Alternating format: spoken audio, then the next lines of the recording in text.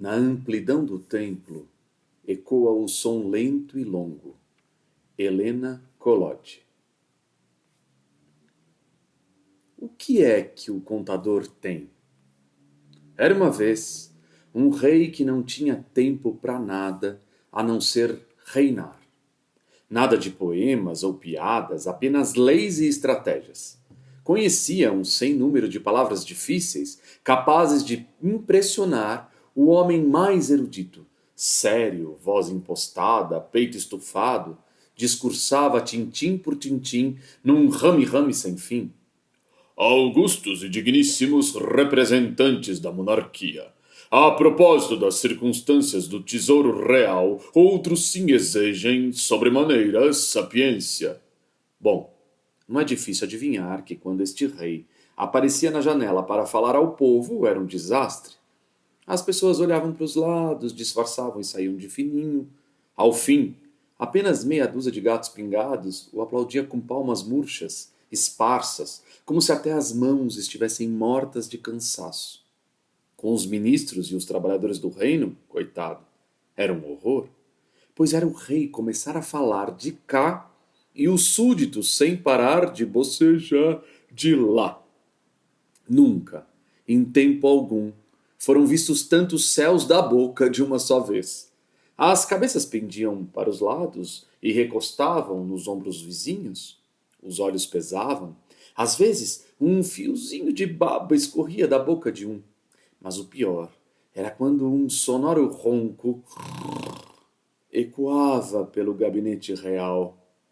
Quantas reuniões esse rei finalizou, tocando ele mesmo e com toda a força o enorme gongo real, só para assustar seus subalternos, que num salto se aprumavam, esfregavam os olhos e se entreolhavam para relembrar quem eram e onde estavam. É que as palavras desse rei realmente não voltavam atrás. Aliás, não iam a lugar algum. Andavam e pareciam não se mexer, nem para frente, nem para os lados, nem para cima, nem para baixo. Eram arrastadas, quase paradas. O discurso de uma nota só. Um dia, caminhando pelo reino, o rei observou que as pessoas se reuniam nas praças e mercados em torno dos contadores de história. Olhavam para eles com grande interesse e acompanhavam suas palavras do início ao fim. Às vezes ficavam até de boca aberta, mas não era de sono, era de espanto. Aliás, pareciam acordadas como nunca.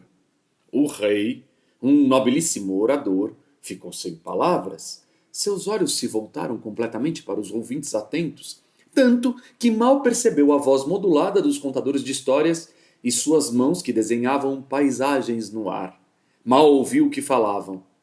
E o que era? Ah, pássaros que suspendiam o céu, aranhas que traziam um pedaço do sol num pote de barro, feiticeiras com espinhos nas costas, árvores falantes, guardiãs de aldeias. Encafifado, o monarca voltou para o seu trono. O que os simples contadores de histórias têm que ele, um magnânimo rei, não tem? Era a pergunta que não queria calar.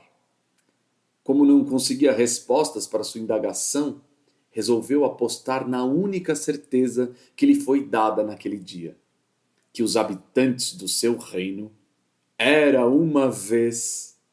muito mais interessante do que consoante os ditames da sensatez.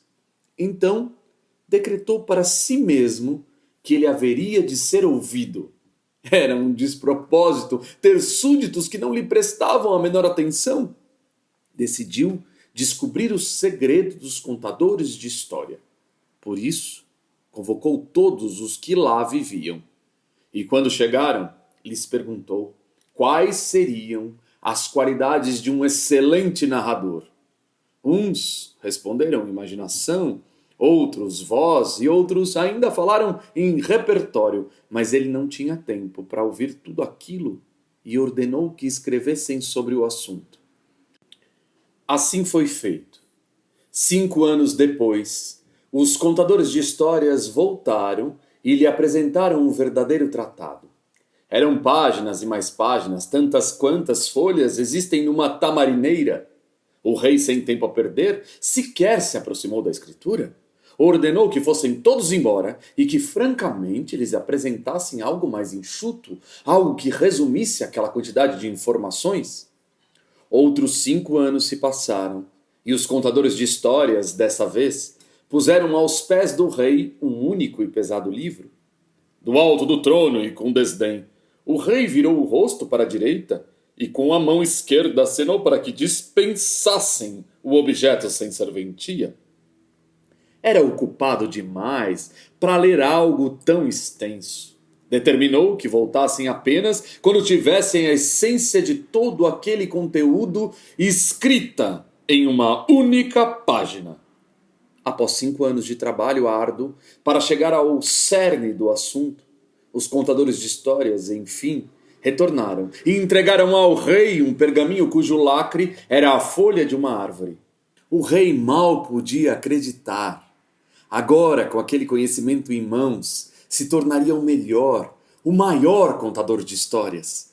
Já podia ver todos os seus súditos, todo o seu povo, curvando-se com sede de escutá-lo. Quem sabe, até viajantes de terras distantes viriam ao reino apenas para ouvi-lo. Ele seria o melhor, não o único. Ninguém ousaria tomar-lhe a palavra. De certo, essa decisão implicava desagradáveis providências, mas esse era o preço a pagar. Seu desejo era de fato uma ordem. Arautos, então, anunciaram que a digníssima majestade iria, em pessoa, agradecer a cada um dos contadores de histórias que trabalharam com afinco naquela empreitada de tantos anos. Assim foi feito. O rei recebia com pompa um a um os contadores, dava-lhes um presente e gentilmente mostrava-lhes a porta de saída. Acontece que do outro lado estava um carrasco que, num golpe certeiro, mandava os pobres homens esticarem as canelas na terra dos pés juntos. Quando todos os contadores de histórias já haviam saído do seu caminho, o rei, com as mãos trêmulas, abriu o lacre, desenrolou o pergaminho, puxou a ponta do papel e leu o documento tão aguardado. O melhor contador de histórias é como um plantador de baobá. Anos após a vida de quem plantou, a árvore viverá.